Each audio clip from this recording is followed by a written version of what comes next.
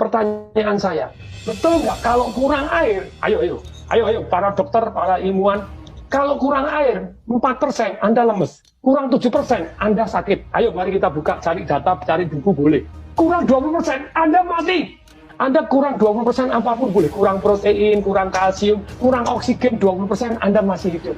Tapi kurang air 20%, you die. Pertanyaan saya, kenapa di rumah sakit tidak diwajibkan minum? Halo rumah sakit, ini penting sekali. Kenapa tidak diwajibkan minum? Saya ini tidak punya pengalaman sakit, saya diinfus. Karena diinfus saya pikir tidak perlu minum.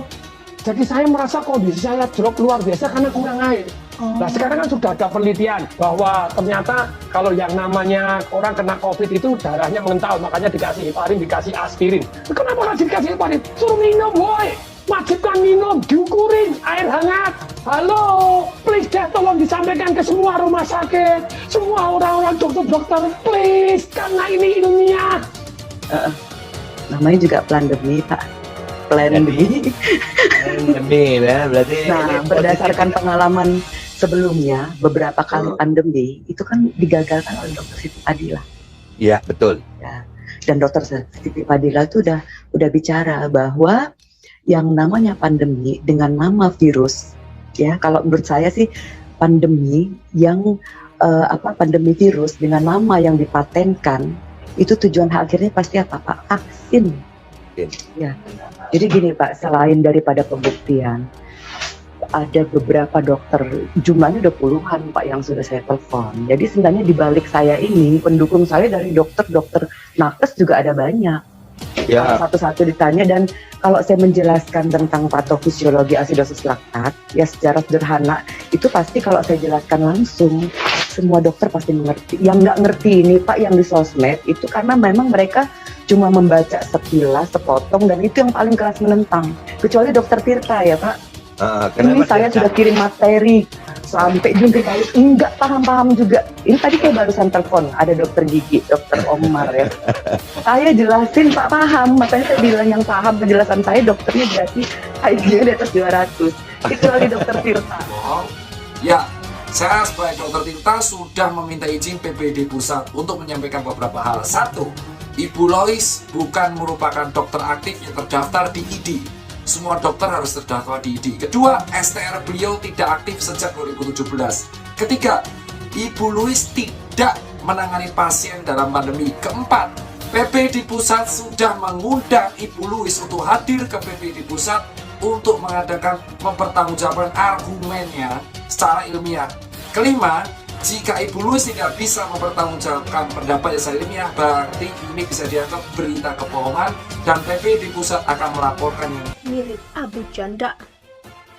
Seiring mencuatnya kasus Dr. Lois Owen, sosok Dr. Tirta turut mengundang perhatian publik.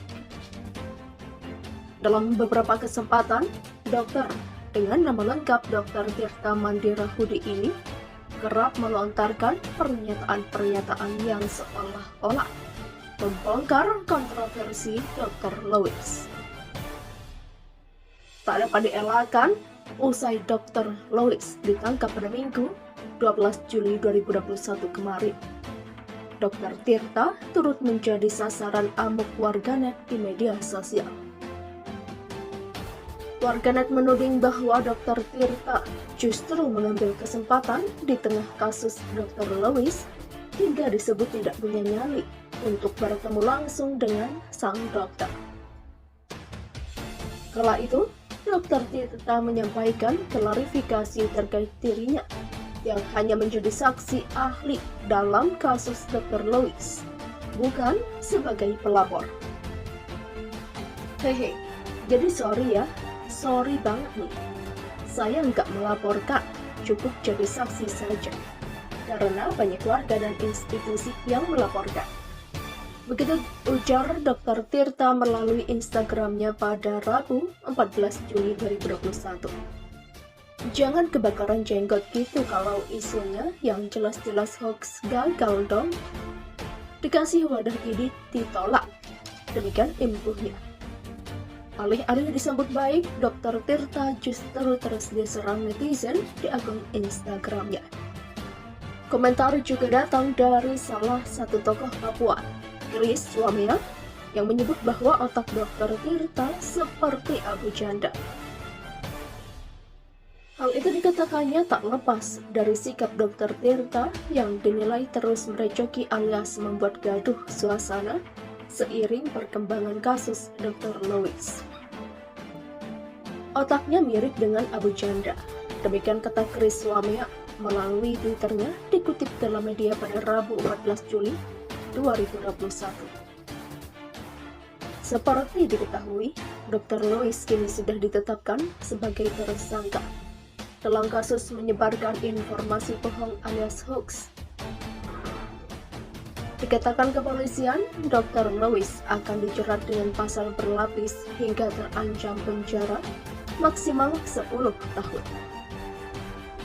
Namun demikian, polisi tidak melakukan penanganan terhadap dokter yang sempat mengenyam pendidikan di Universitas Kristen Indonesia atau UKI itu.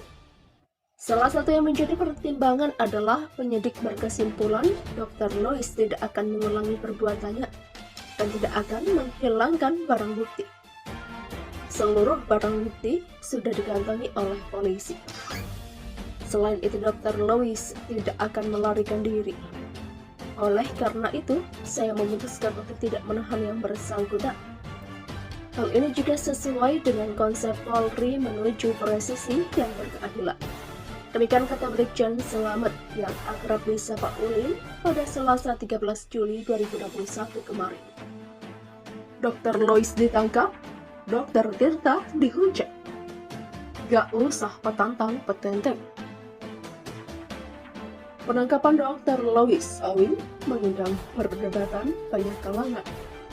Ada yang pro dan ada juga yang kontra.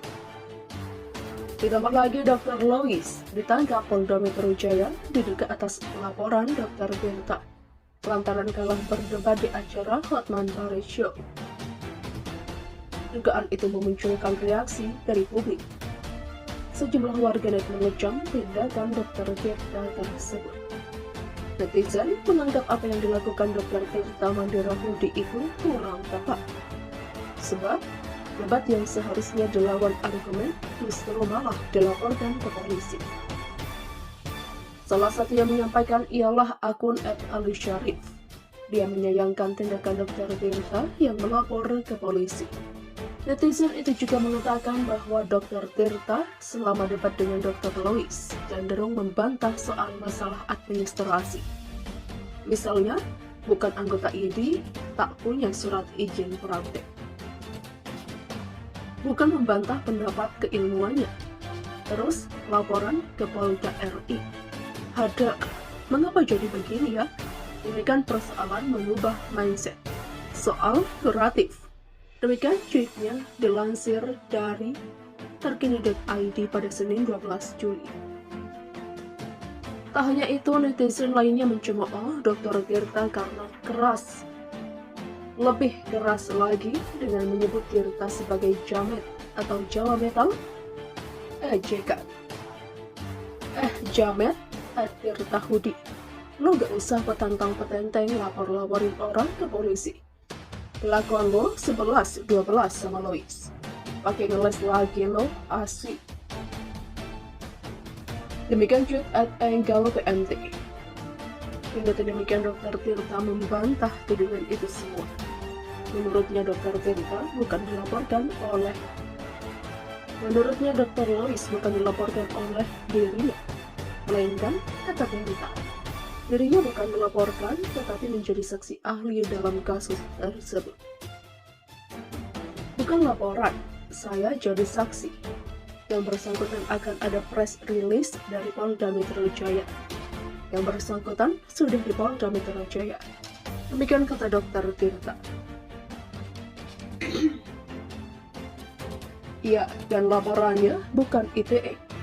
Jadi saya sama ID statusnya saksi ahli. Demikian tambahnya.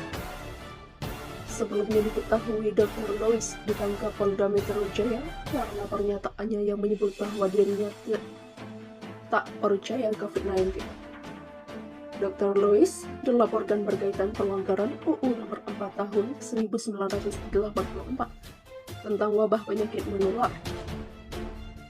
Tak hanya itu, Dr. Tirta membantah tudingan netizen yang mengatakan bahwa beda pendapat antara Dr. Lois dan Dr. Tirta berujung penangkapan.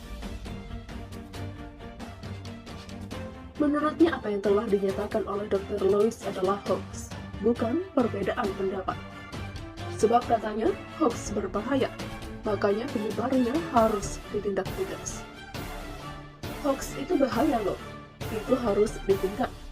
Kalau mau pandemi selesaikan, jangan sebar hoax makanya. Demikian cuit Dr. Tirta seperti dilihat pada Senin 12 Juli 2021.